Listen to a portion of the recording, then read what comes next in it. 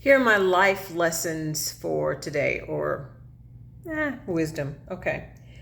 Relationships are not like microwaves. Relationships are not like microwaves. I was talking to someone about relationships, and I said, you know, guys are not like microwaves. You're just kind of running through them, you know? So stop. And if you're wanting a relationship, it takes longer. And I just thought of like meals. It's better for a home cooked meal than a microwave meal or a meal out. So I put it in that perspective. Relationships are not like microwaves. So stop trying to run through them and rush through them. It's not an enjoyable experience long term.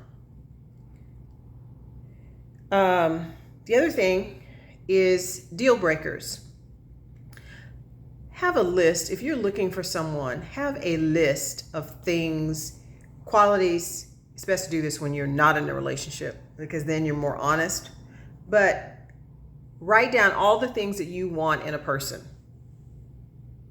And then write down the deal breakers.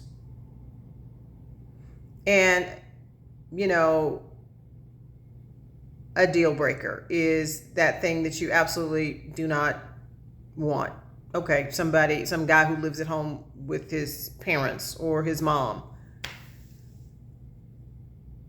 Okay, that would be a deal breaker for me. But you may have several things on that list that are deal breakers. I would say if a deal breaker is just one thing you absolutely do not want, then you should stick to that because otherwise you're going to keep compromising. And you may have this notion that, oh, well, she'll change, he'll change, they'll change. They're not changing. They're letting you know who they are right then. And so if you compromise on that, you're going to be upset later and it's your fault. What did a client sent me today or yesterday? It's really good. It talked about when you're healing, you accept the fact that you have contributed to your own suffering. I like that.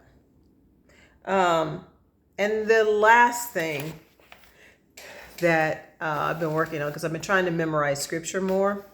And so today I was just thinking 2 Corinthians 10:5.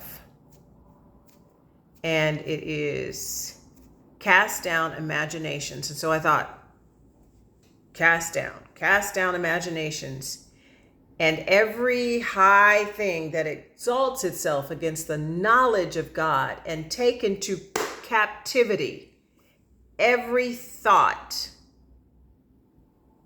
to the obedience of Christ. That's how I was able to remember it.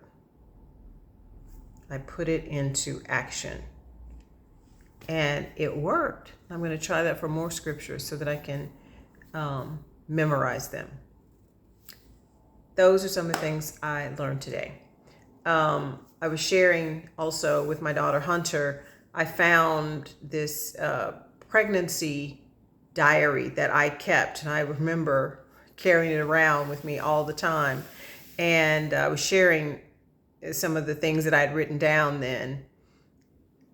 And so I told her, I said, you know, the next time you're home, we're just going to go through some of these things. And so it's a way to connect, and it's really beautiful. And it reminds me of what I would tell clients who have estranged relationships in some way with their children, that there will come a time when you can fill in the gaps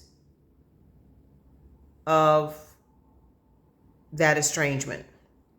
And it would be nice to have letters, you know, I really missed you during this time and this was going on and you were, you know, going through this and I thought about you and I wasn't able to reach out, or whatever it was, whatever the estrangement was. And I gave this to a friend, but she didn't take my advice.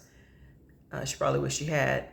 But I said, write letters to your daughter during that difficult period in her life when you all are just not together, so that when you do come together, because I believe that day will happen, that you can sit and that can fill in the gaps that she longs for, has been missing out on. So anyway, those are some of my observations today that I just wanted to share with you. Hope that helps you in your journey to heal.